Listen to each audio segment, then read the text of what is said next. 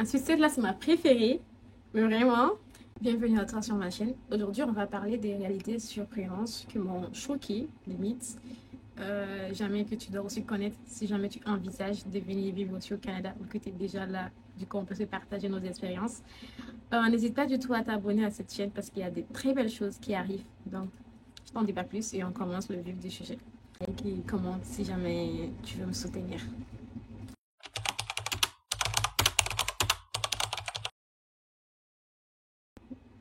La première chose, pas la première chose, mais l'une des choses aussi qui m'a beaucoup surprise ici, c'est que dans les supermarchés, on peut rentrer avec nos sacs de courses. Je m'explique. Pour les personnes qui viennent en Afrique, je ne connais pas les autres pays, mais quand on rentre dans les supermarchés avec nos sacs ou qu'on a quelque chose en main, ben, on a des petits casiers, on range nos sacs dans les casiers et ensuite on rentre faire nos achats. Sauf que ici, non. Que ce soit dans les super commerces, que ce soit les centres marchés, que ce soit chez Zara, que ce soit sur H&M, que ce soit Maxi, que ce soit Dollarama, que ce soit IGA, donc tu rentres avec tes sacs et personne n'a le droit de fouiller tes sacs, que ce soit avant de rentrer dans le magasin ou à la sortie du magasin. Et un jour, je rentre dans un magasin, ben, je pose mes sacs parce que j'ai des choses dans mon sac. J'ai déjà des choses que j'avais déjà achetées dans notre magasin. Et du coup, je pose mon sac dehors. J'ai pas envie de rentrer avec le magasin parce que après je me dis, je peux prendre des choses qui ne sont pas à moi. Et comme on fait la vérification, du coup, je pense que limite, c'est de laisser ton sac là, comme ça. Ben, ton sac était là, du coup, tout ce que tu sors avec, ben, tu l'as dans tes mains qui sont bien visibles. Sauf que la personne de sécurité vient me voir et me dit non, tu prends ton sac. Personne ne surveille les sacs de personne. Tu rentres avec ton sac comme tu veux, tu sors avec ton sac comme tu veux. Et personne d'ailleurs, parce que la policier, il était noir un peu, il était pour de couleur. Du coup, il essaie de me prévenir comme quoi personne ne peut demander à vérifier mon sac. Si jamais on me demande, je peux voir ton sac, ben, tu dis, j'appelle les flics.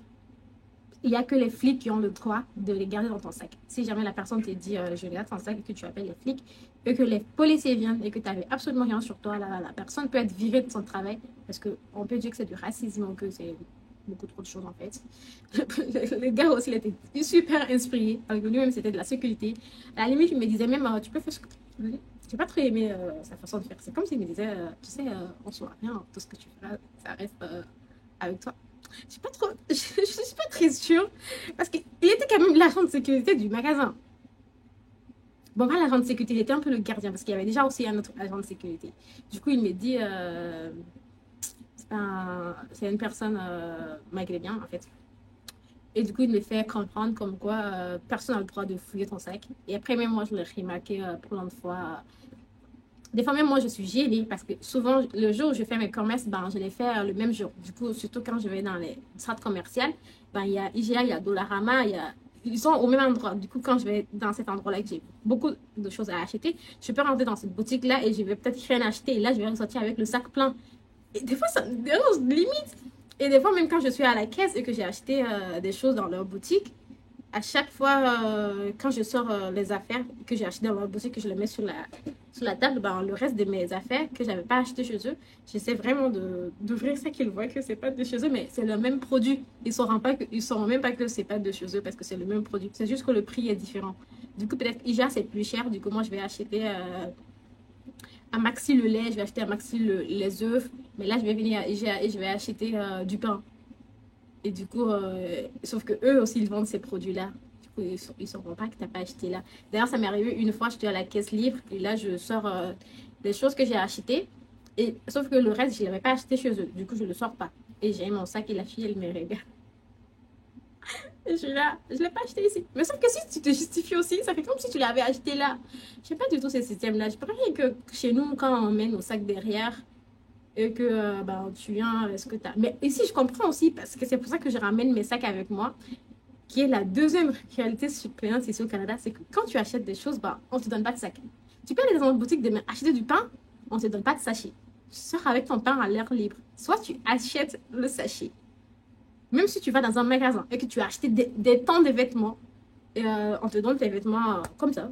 Tiens, tu veux un sac? Tu achètes le sac. Sinon, on te donne vraiment ton vêtement. Je l'ai déjà essayé. Je l'ai vraiment essayé. On te donne vraiment ton vêtement comme ça et tu le prends sur toi et tu te casses avec ton vêtement avec toi. Je comprends aussi, c'est aussi écologique. Ça permet aussi, parce que les sacs sont réutilisables, du coup, ça te permet aussi de conserver les sacs et de ne pas avoir beaucoup trop de sacs aussi. C'est fait de façon écologique. Même eux, ils préfèrent que tu n'achètes pas. Ils préfèrent que tu viennes avec ton sac. Il y a des affiches qui sont dit amenez vos sacs qui sont réutilisables. Ça m'est arrivé déjà, j'ai acheté un sac. J'étais dégoûtée d'acheter des sacs. Quoi. Je me mais bon sang, j'ai des sacs à la maison. Pourquoi j'ai pas amené? Ben, Kiki, prochaine fois, si tu veux pas acheter, je ramène des sacs. C'est ce qui est arrivé. Maintenant, à chaque fois, c'est ça avec un sac. Des fois, je ne sors même pas pour aller faire des achats, mais j'ai un sac avec moi au cas où. Parce que ça m'est arrivé où je ne suis pas sortie pour faire des achats. Et je suis passée par Dollarama, j'ai acheté du gel de douche. J'ai acheté du gel de douche et peut-être d'autres choses aussi. Et j'ai pas acheté de sac. Je trouvais que c'était un peu parce que j'habitais très loin et j'ai pris mes affaires tard à ma mère. Si t'achètes pas, on te donne pas. Et ça te permet aussi d'être responsable, d'être plus économe et ça fait du bien à la planète. Donc, c'est une réalité un petit peu bizarre, mais qu'on va pas critiquer. Ensuite, celle-là, c'est ma préférée, mais vraiment, c'est le fait qu'on peut faire des retours. Tu Vous savez, chez nous, je ne sais pas si vous, en France, on fait des retours aussi, j'imagine, mais chez nous, quand tu achètes un produit, limite un habit, ben, une semaine après, tu ne viens pas et tu ne dis pas, j'aime plus l'habit, je veux le retourner. Des fois, tu n'as même pas besoin d'expliquer pourquoi. Il y a des magasins où j'habitais, c'était 45 jours. Et tu avais 45 jours avec l'habit chez toi. Et si jamais tu n'aimes pas l'habit, tu viens, on te rembourse l'intégralité. Sur les sites en ligne, hein, c'est un mois. Et sur les sites Temu, c'est 3 mois. Mais 3 mois. Mais 3 mois. Chez ma pote, elle a acheté, c'est pas vraiment un pote, c'est plus une voisine ici qui habite là. Elle a acheté un climatiseur sur Temu. Les gars, je ne vais pas avoir petite base parce que je fais d'une infirmière, comme on dit chez nous. Elle a acheté du climatiseur parce qu'il faisait l'été. C'était l'été, il faisait très chaud. Et sur Temu, j'ai dit, tellement, moi, des infirmières, il faut que moi, tout le monde. Je reprends. Elle a acheté du climatiseur sur Temu, sur l'application. Le climatiseur, ça devait faire 3 mois. Et du coup, elle l'a utilisé. Et avant les 3 mois, elle a retourné comme quoi elle veut pas. Elle revient juste sur le site et elle dit je veux pas. Il y a même une option où on dit juste plus besoin. Elle a dit plus besoin. Elle a déjà fait l'été avec le climatiseur. Moi, si tu sais pas, bon, je vais arriver. Parce que moi, j'ai ma petite climatiseur qui est là. Bon, moi, je l'ai acheté avec un voisin ici. Il n'y a pas de retour pour moi. Quand même, c'est une bonne chose parce que ça peut arriver que tu fasses déjà des achats impulsifs. Même que tu achètes des habits, tu sais pas à quoi ça va te rendre physiquement sur toi. Ben, tu as le temps de le mettre et ensuite, si tu n'aimes pas, ben. Mais le fait que ça soit 3 mois, c'est ça qui me tente. Si on me dit, ben, 2 jours après, tu fais ton retour, ok. Mais 3 mois? Bref, c'est vraiment une bonne chose. Ça peut arriver des imprévus. Peut-être que tu peux vouloir aimer les habits, mais après, au bout d'un mois, tu vois que il n'est pas de qualité ou que bah, il ne va pas aussi bien que tu aurais voulu. Bah, ou que tu as pris du poids, que l'habit, tu ne rentres plus dedans, même si ce n'est pas la faute à l'habit. Bah, tu le retournes et tu récupères ton argent. Money, money. Give me my money. Et en troisième chose, c'est les colis. Ici, il n'y a pas de clés dans des boîtes à lettres. On peut venir directement et on met ta carte postale dans ta boîte à lettres. La boîte à lettres, elle est derrière, genre, elle est à ta porte. Et on met tes documents de Revenu Canada, de Revenu Québec dans ta boîte à lettres. Il n'y a pas de clé. Je suis ta voisine, je peux passer.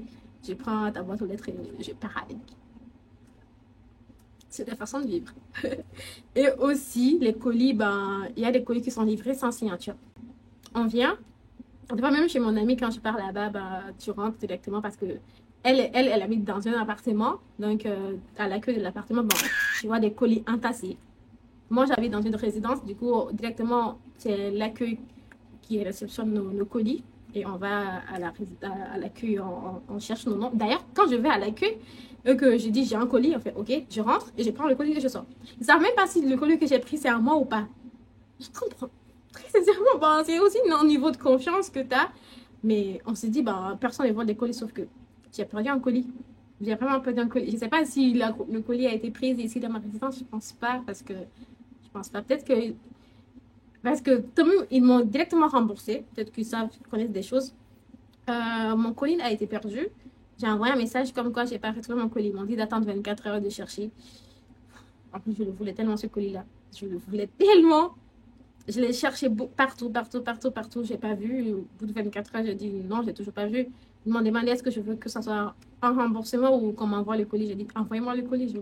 En fait, c'était un achat qui était vraiment important pour moi à l'époque. Et je devais revendre la chose. J'avais déjà fait des publicités sur Marketplace. Je l'avais acheté pour moi. C'était ça avec laquelle je me filme là tout à l'heure. Là où c'est accroché, je vous mets une photo. Et je l'avais acheté pour moi. Et après, on m'avait donné deux. Et du coup, j'avais publié sur Marketplace pour le revendre. Et il y avait quelqu'un, il y avait beaucoup de personnes qui étaient intéressées pour l'achat. Du coup, j'ai acheté plein aussi de choses sur Temu pour le revendre après. Donc, j'ai perdu toutes mes commandes parce que le colis n'est finalement pas arrivé. Parce que quand ils m'ont dit, ben, tu souhaites le remboursement ou qu'on te renvoie le colis, j'ai dit, ben, renvoie-moi le colis. Après, ils ont dit, non, c'est plus possible de te renvoyer ce colis-là, du coup, on te rembourse. Et en fait, j'ai même pas parlé à un agent, j'ai parlé à un robot et directement, le robot, il m'a remboursé. C'est quand même je crois que c'est une bonne chose quand même parce que directement, tu as plus confiance en eux et tu fais plus tes achats avec eux, quoi. Ça quand même fidélise la clientèle. Ensuite, quatrième chose ou cinquième chose, je ne sais plus.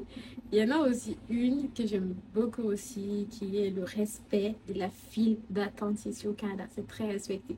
Supposons que tu es dans le bus, tu es la troisième arrivée, le bus n'est pas encore là, ben, tu peux faire tes occupations. Une fois que le bus est arrivé, ben, tout le monde s'arrête au niveau du moment où on est arrivé.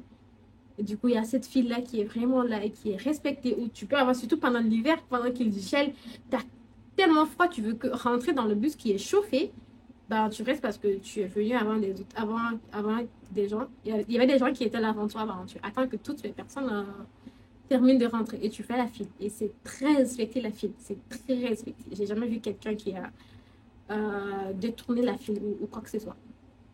Et c'est vraiment une bonne chose. Très sincèrement, j'aime beaucoup aussi ça.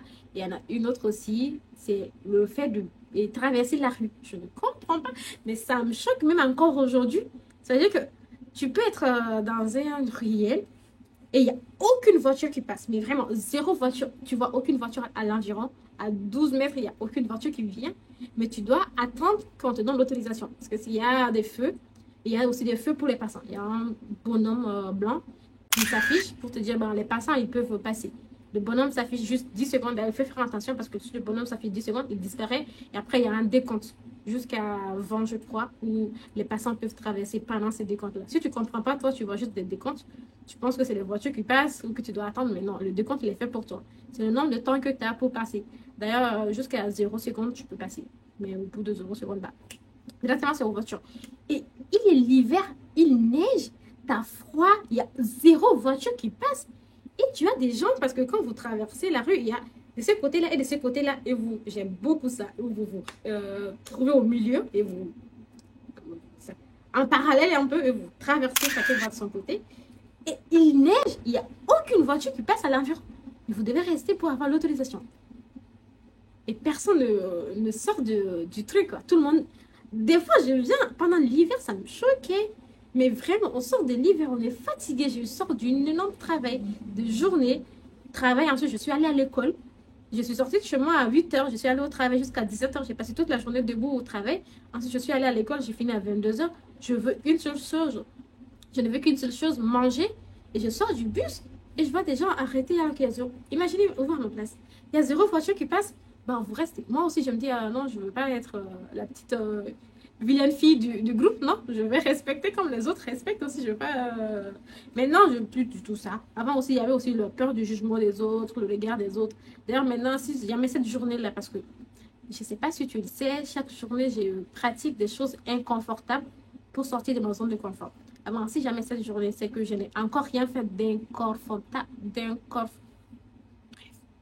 si jamais encore cette journée, j'ai rien fait d'inconfortable, bah, ça va être mon activité. Je vais sortir de la ligne et je vais traverser parce qu'il y a zéro voiture.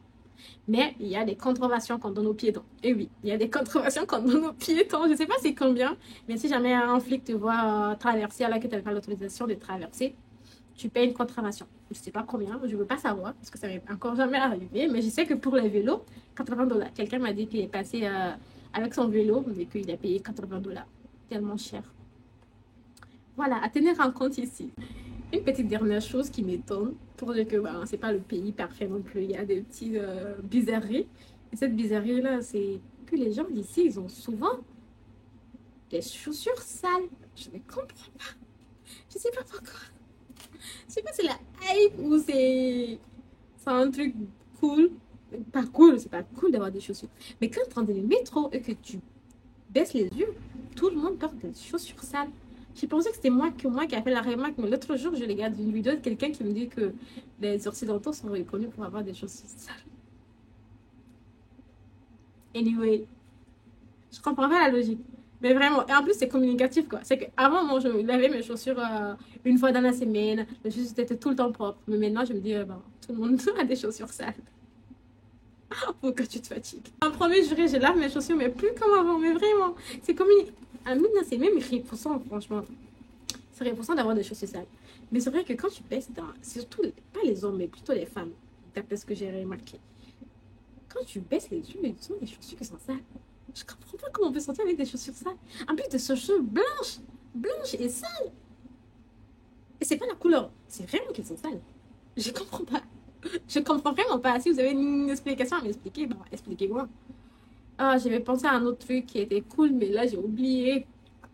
C'était quoi? Je voulais ajouter un truc là. Si tu veux une partie 2 parce qu'il y a beaucoup de choses qui sont vraiment étonnantes, surprenantes, même choquantes, j'ai su rester dans la limite là. Mais si tu veux des choses croustillantes, bah, abonne-toi et mets un commentaire partie 2. J'en ferai une partie 2 avec plaisir. Prends bien soin de toi et vis ta vie.